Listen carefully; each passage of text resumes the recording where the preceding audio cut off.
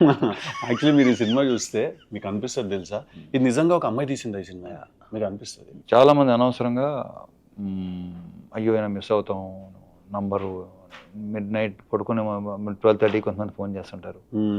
Insecurity, దాన్ని insecurity అంటారు. దాన్ని నీకు చెప్పక్కలేదు, యూ నో వెరీ వెల్.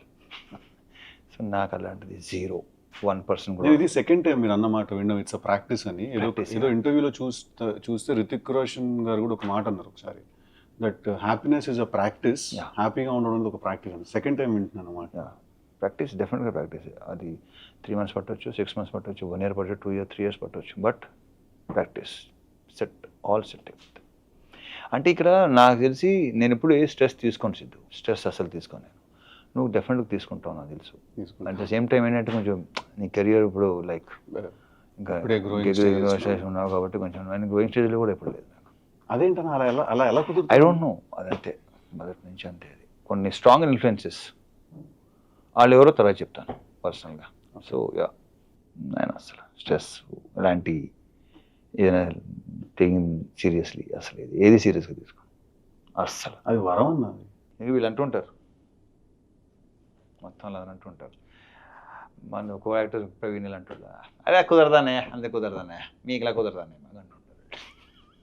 అది కరెక్టే సార్, అలా అది పర్సన్ టు పర్సన్ కదా. బట్ నువ్వు కూడా హ్యాపీ గో పర్సన్.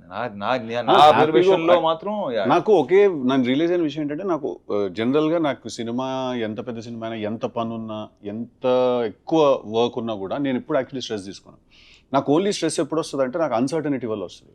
అంటే అదే ప్రాబ్లం, అన్సర్టనిటీ. అంటే ఇక్కడ ప్రాబ్లం ఎక్కడ వస్తుంటే కొంచెం బుర్ర కట్టుగా పనిచేసే ప్రాబ్లం అదే. కాంట్ స్టాండ్ స్టూపిడిటీ, అది పెద్ద నా వల్ల కాదు అసలు. అది నాకు కోపం రాదు, చిరాకు వస్తుంది. తప్పదు, కొన్ని సంవత్సరాలు పడుతుంది అలవాటు అవ్వాలంటే, బట్ తప్పదు. ఇప్పుడు ఏంటంటే నేను ఇలా ఉన్నాను కదా, నా సేమ్ అంత ఎక్స్పెక్ట్ చేయట్లేదురా, నేను ఎంత ఆలోచిస్తాను అలా ఆలోచిస్తాను, దాంట్లో 25 to maximum 40% దాకా రండి, అది ఒక రిక్వెస్ట్ చేస్తాను. ఒక ఆనెస్టీ ఉండాలి కదా. అంటే ఎలా ఉంటుంది అంటే అన్న, ఇప్పుడు కూర్చుంటాం ఆఫీస్లో, ఏదో డిస్కషన్ జరుగుతూ ఉంటుంది, ఒకసారి ఆర్టిస్ట్ తోటి మాట్లాడండి, ఆయన నవంబర్లో అవైలబుల్గా ఉన్నారా లేదా అంటే, సరే సార్ మాట్లాడతామని చెప్పి పక్కకు చూస్తాం. ఎందుకు ఫోన్ తీసి ఇప్పుడు ఫోన్ చేయలేదు వాళ్ళ మేనేజర్, ఇమ్మీడియట్గా ఎందుకు వెళ్ళలేదా ఫోను అంటే, రేపు సాయంత్రం ముహూర్తమా దానికి?